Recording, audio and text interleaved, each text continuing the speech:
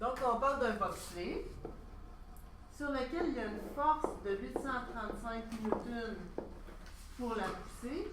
Et ici, on parle d'un coefficient de frottement. C'est clair qu'il y a aussi une force de frottement qui va nuire à ce 835 newtons-là.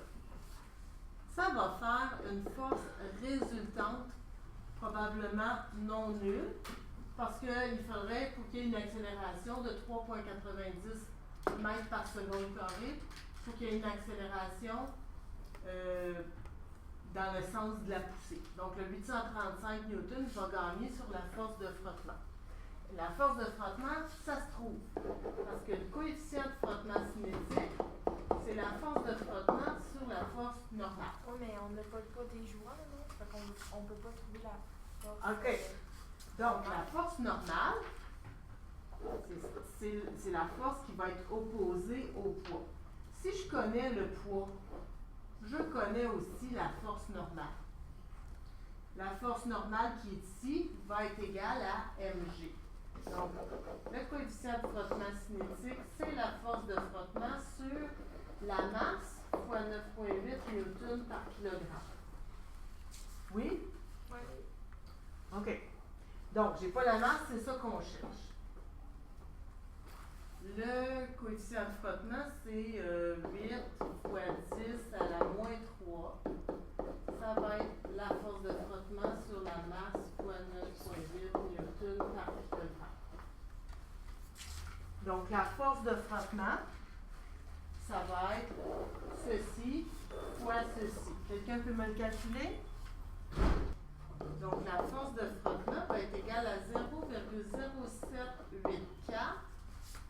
newtons par kilogramme, parce qu'on regarde les unités, fois la masse, qu'on ne connaît pas. On a deux inconnus encore. À ses souhaits.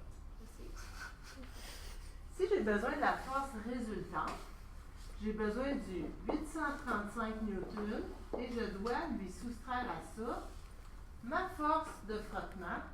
Puis on a établi que la force de frottement, c'était 0,0784 newtons par kilogramme fois M. Ça, c'est égal à M fois A. 835 newtons moins 0,784 newtons par kilogramme fois la masse est égal à la masse fois 3,90 mètres seconde carré. 0,074. Oui, 784. Il manque un zéro. Oui. OK. Fait que si je faisais une équation mathématique pour m'aider à mieux résoudre ça, 835 moins 0,0784 m est égal à 3,90 m. Et mon inconnu, c'est m. Êtes-vous capable d'isoler ça? Il me reste juste un inconnu là-dedans. 835 est égal à 3,90 m moins 0 plus 0,0784 m. Ça fait 3,9784 m. On s'attend à quoi comme unité pour une masse? Des kilogrammes. Donc, je vais diviser par 3,9784 des deux côtés.